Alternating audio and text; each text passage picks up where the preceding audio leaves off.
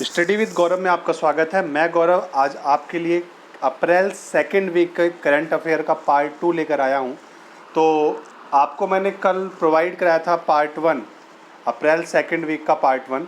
तो ये पार्ट 2 है और पिछली वीडियो में क्वेश्चन नंबर 20 तक कराया था। तो इस वीडियो में हम 21 से शुरू करेंगे। तो क्वेश्चन नंबर 21 से हम शुरू करने जा रहे हैं। तो इस वीडियो में भी आपको 20 क्वेश्चन देखने को मिलेगा और ज़्यादातर कोशिश होती है कि आपको करंट अफेयर के साथ साथ स्टैटिक जीके का सेक्शन कवर कराया जाए। तो बिना किसी देरी के वीडियो को शुरू करते हैं। और अगर आपको वीडियो अच्छी लगती है तो वीडियो को लाइक करें, शेयर करें और इसको सब्सक्राइब जरूर करें चैनल को, और अपने यूज़फुल कमेंट ज़रूर दें। तो बिना किसी देरी के वीडियो को शुरू करते हैं। क्वेश्चन नंबर 21 क्या कहता है? On which day world homeopathy day is observed, है ना। तो वर्ल्ड होम्योपैथी डे किस दिन मनाया जाता है? विश्व होम्योपैथी दिवस किस दिन मनाया जाता है भाई? 10 अप्रैल को। तो क्यों मनाया जाता है? क्योंकि होम्योपैथी की स्थापना डॉक्टर सैमुअल हैनेमैन ने की थी और इनकी इस साल 265वीं एनिवर्सरी मनाई गई है। ठीक है, तो इनके जन्म दिवस पर ये वर्ल्ड होम्योपैथी डे मनाया जाता है। ओके, इस साल की जो वर्ल्ड होम्योपैथी डे का जो थीम था वो क्या था? Linking research and education and clinical practice, advancing scientific collaboration. तो this is the theme of world homeopathy day. And अगर हम नेक्स्ट क्वेश्चन पे बच्चे चलते हैं, क्वेश्चन नंबर 22 क्या कहता है? Pharmacist commonly known as dash are delivering essential services and medicine facility at door step under Pradhan Mantri Bhartiya जन शुद्धि परियोजना। ठीक है, तो जो फार्मासिस्ट हैं वो दरवाजे तक आपको मेडिकल फैसिलिटी प्रोवाइड कराएंगे। जो दवाइयाँ होंगी मेडिकल फैसिलिटी द्वारा वो दी जाएंगी। तो ये प्रधानमंत्री जन शुद्धि योजना के तहत ये सारा चीज़ किया जाएगा। तो जो फार्मासिस्ट है उनको क्या नाम दिया गया है? तो उनको नाम दिया गया है स्वास्थ्य के सिपाही। क्या नाम दिया गया है इनके? स्वास्थ्य के सिपाही नाम दिया गया है। तो ये काफ़ी इंपॉर्टेंट क्वेश्चन बनने वाला अगले आने वाले एग्ज़ाम्स में। तो ये काफ़ी ज़्यादा अच्छा और इम्पॉर्टेंट क्वेश्चन है। तो यहाँ पर एक जो चीज़ आपको याद रखनी है कि जो स्वास्थ्य के सिपाही है, ये जो इनको नाम दिया गया है किस परियोजना के अंतर्गत दिया गया है? प्रधानमंत्री भारतीय जन शुद्धि परियोजना। ये जरूर याद रखना है, PMBJP। PMBJP बहुत आसान है याद करना, PMBJP। ठीक है, क्वेश्चन नंबर 23 पे बच्चे चलते हैं। 23 क्या कहता है? Indian immunological limited has partnered the Griffith university for which country for developing a vaccine for कोविड-19।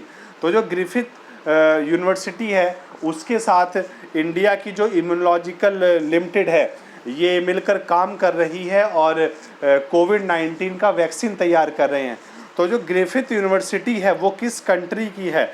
तो ये है भाई ऑस्ट्रेलिया। तो ऑस्ट्रेलिया के साथ इंडिया मिलकर कोविड-19 के वैक्सीन पर काम कर रही है। ओके, क्वेश्चन नंबर 24 पर चलते हैं बच्चे। 24 क्या कहता है? जो ऑपरेशन शील्ड है लॉन्च इन विच स्टेट या यूनियन टेरिटरी। तो किस यूनियन टेरिटरी में ऑपरेशन शील्ड चलाया गया? तो ये चलाया गया न्यू दिल्ली में ऑपरेशन शील्ड चलाया गया और ये कॉपी किया गया है साउथ कोरिया से। ठीक है, तो यहाँ पे शील्ड का मतलब क्या है? यहाँ पे S stand for ceiling of area. जहाँ पर केसेस ज़्यादा मिलते हैं कोविड-19 के, तो उस एरिया को सील कर दो पहले। H stand for home quarantine, I stand for isolation of infected patient, E stand for essential services ensured, L stand for local sanitization and D stand for door to door survey। तो ये जो shield परियोजना है ये चलाई गई है दिल्ली के द्वारा और ये साउथ कोरिया से ये परियोजना को कॉपी किया गया है। वहाँ से जो दिल्ली के मुख्यमंत्री है वहाँ से इंस्पायर होकर इस परियोजना को दिल्ली में इन्होंने इम्प्लीमेंट किया है। ओके, क्वेश्चन नंबर 25 पर चलते हैं। 25 क्या कहता है? Which Indian state has become the first to extend lockdown till 30 अप्रैल। तो किस इंडियन स्टेट ने सबसे पहले जो लॉकडाउन है वो 30 अप्रैल तक बढ़ा दिया? तो देखो भाई, जब 14 अप्रैल तक लॉकडाउन का पहला फेज़ था तो केंद्र सरकार ने अभी डिसाइड नहीं किया था कि हम 3 मई तक लॉकडाउन को बढ़ाएंगे। उससे पहले ही ओडिशा ने अपने यहाँ पे लॉकडाउन 30 अप्रैल तक क्या कर दिया, एक्सटेंड कर दिया। तो इसका आंसर क्या होगा भाई, ओडिशा। तो ये भी आ सकता है कि लॉकडाउन जो फेज़ 2 था उसको सबसे पहले बढ़ाने वाला राज्य कौन था, तो वो था भाई ओडिशा। ओके, इसके अलावा हम 26 पे देखते हैं। 26 क्वेश्चन क्या कहता है, according to Forbes 34 annual world billions list आई है, हु इज़ द टॉप। ठीक है, तो अभी फोर्ब्स की लिस्ट आई है, तो फोर्ब्स एक लिस्ट निकालता है जिसमें वर्ल्ड के जो टॉप मोस्ट बिलियनियर्स होते हैं उसमें उसका नाम होता है, सबसे अमीर घरानों के लोग होते हैं इसके अंदर। तो सबसे ऊपर जो आए हैं, सबसे ऊपर कौन आया है भाई, सबसे ऊपर आए हैं जेफ बेजोस है ना। तो जो जेफ बेजोस हैं ये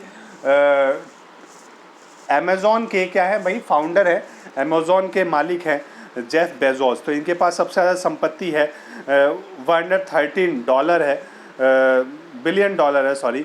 तो $113 बिलियन डॉलर है। इसके दूसरे नंबर पे हैं बिल गेट्स। ठीक है, दूसरे नंबर पे कौन है, बिल गेट्स हैं। ठीक है, तीसरे नंबर पे हैं बेर्नार्ड अर्नोल्ट। और जो मुकेश अंबानी है इंडिया के, वो है 17वें नंबर पर। मुकेश अंबानी किस नंबर पे है, 17वें नंबर पे हैं। वर्ल्ड के 17वें नंबर पर मुकेश अंबानी आते हैं।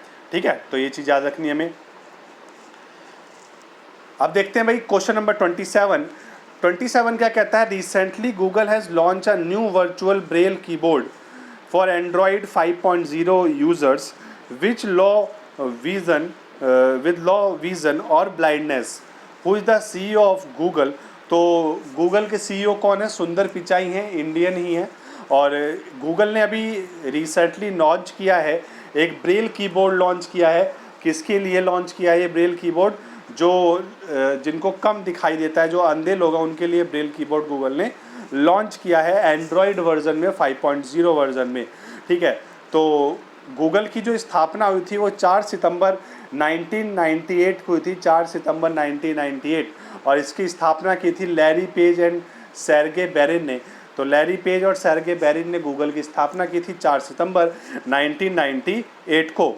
ठीक है, क्वेश्चन 28 पर चलते हैं बच्चे। 28 क्या कहता है, a book title the art of her deal, the untold story of Melania Trump. The art of her deal, the untold story of Melania Trump is publish, who is the author of this book. तो इस book का author कौन है, इस book का author कौन है, तो ये जो मेलियानिया ट्रम्प है, ये ट्रम्प की वाइफ हैं, जो अमेरिका के प्रेसिडेंट हैं डोनाल्ड ट्रम्प, उनकी वाइफ है। तो इसके जो बुक के ऑथर है वो कौन है, मैरी जॉर्डन। ठीक है, तो ये कौन है भाई, इस बुक के ऑथर है Mary Jordan. Okay, question number 29 पर चलते हैं। The GOI has constituted an empowered group for coordination with private sector NGOs and all international organization to fight with COVID-19, who is heading this group।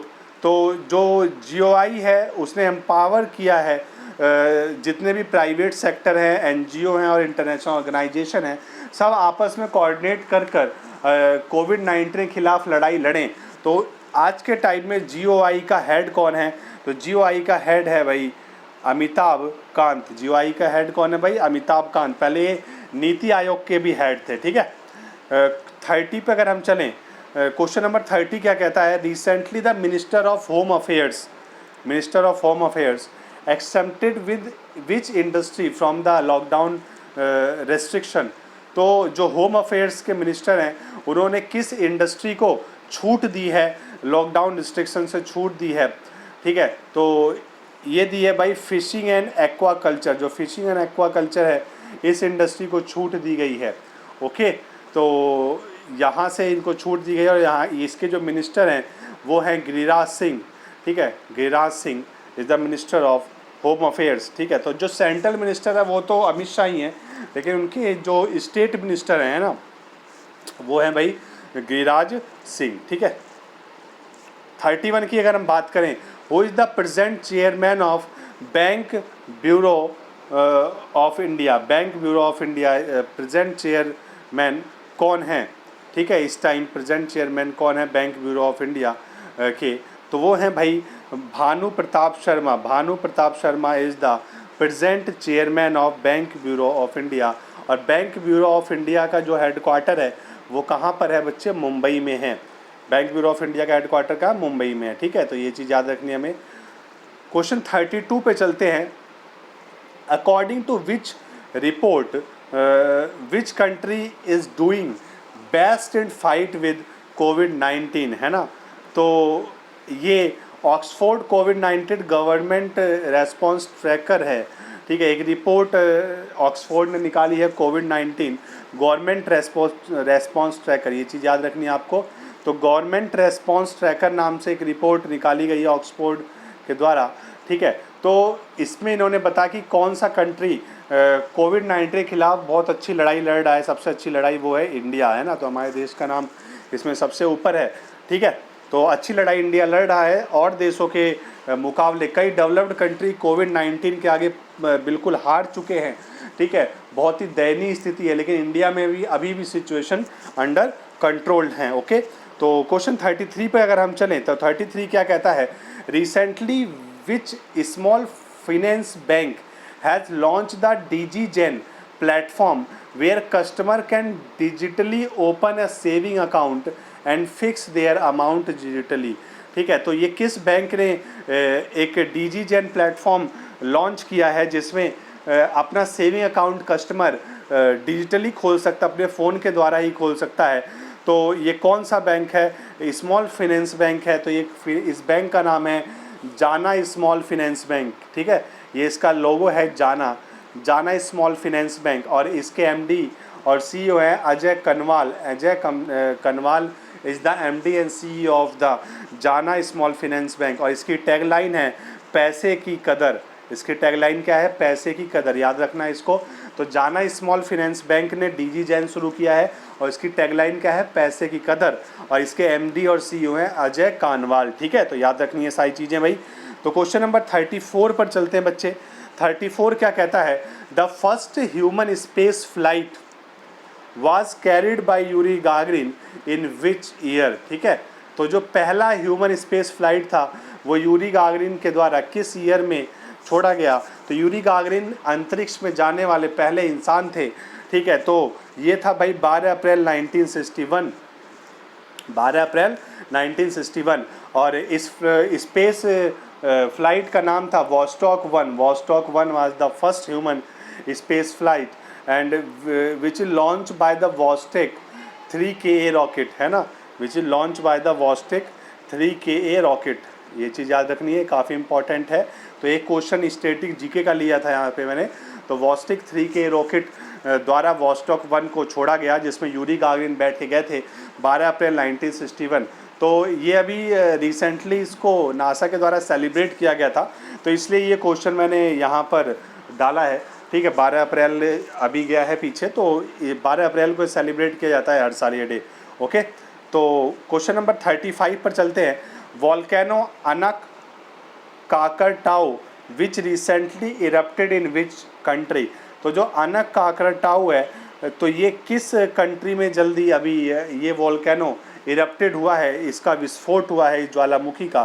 तो ये है Indonesia. तो Indonesia में इसका eruption है और अनक काकरटाऊ जो है वो इंडोनेशिया में। तो आने वाले टाइम में ये क्वेश्चन ज्योग्राफी से रिलेट करके आपसे पूछा जा सकता है कि ये जो ज्वालामुखी है ये किस देश में है? तो ये कहाँ पर है बच्चे? इंडोनेशिया में है।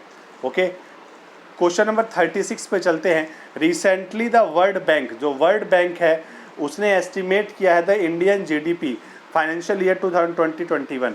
तो वर्ल्ड बैंक ने 2020 और 21 के लिए इंडिया की GDP को कितना एज्यूम किया है? तो एज्यूम किया है 2.8%।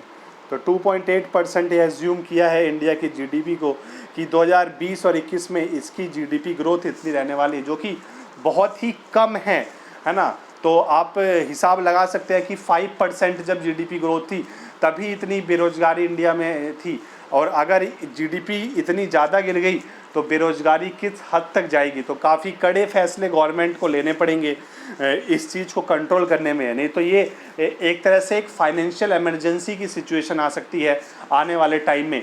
ठीक है, तो ये सारी चीज़ें हैं जो कोविड-19 की वजह से पूरा देश ही नहीं, पूरा जो वर्ल्ड है इस चीज़ को फेस कर रहा है। अमेरिका हो गया, फ्रांस हो गया, रशिया हो गया, हर देश इस चीज़ को फेस कर रहा है। अपनी इकोनॉमी स्लो डाउन हो रहा है, कई देश की इकोनॉमीज तो क्रैश कर गई, ठीक है ना। तो ये काफ़ी बुरी सिचुएशन है इस कोविड-19 के टाइम पे। तो नेक्स्ट क्वेश्चन पे हम बच्चे चलते हैं। क्वेश्चन नंबर 38 क्या कहता है?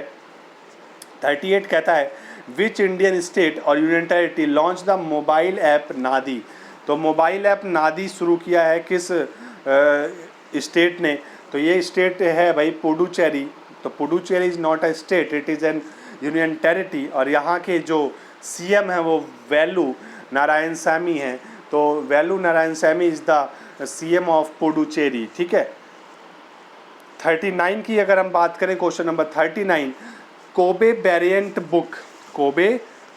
Book the Wizenard series season 1, याद रखना है इसको, Wizenard series season 1 release the coauthorise Wesley King Kobe Bryant is related to which sport, है ना। तो ये वैगनार्ड सीरीज शुरू की गई है, एक सीरीज शुरू की गई है, सीज़न 1 है, ठीक है।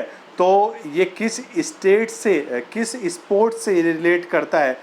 जो कोबे वेरिएंट हैं वो किस स्पोर्ट से ये संबंधित हैं? तो ये बास्केटबॉल के प्लेयर थे। Kobe variant is the player of basketball. तो उन्हीं के नाम पर ये सीरीज जो है वो शुरू की गई है, ठीक है। 40 की अगर हम बात करें, Google and dash collaborate to fight with COVID-19 through contact tracing technology by using Bluetooth technology to help government and health agency to reduce spread of COVID-19। तो गूगल और एप्पल ने साथ मिलकर एक ट्रैकिंग टेक्नोलॉजी शुरू की है, Bluetooth technology का यूज़ करके ये शुरू किया है, जिसके द्वारा वो बहुत जो अन्य देश है, कई सारे देशों की हेल्प करेंगे कि कोई भी जो कोविड पॉजिटिव पेशेंट है वो बीमारी को तो फैला तो नहीं रहा, तो उसकी ट्रैकिंग किया जाएगा बाय द ब्लूटूथ टेक्नोलॉजी के द्वारा, ठीक है भाई।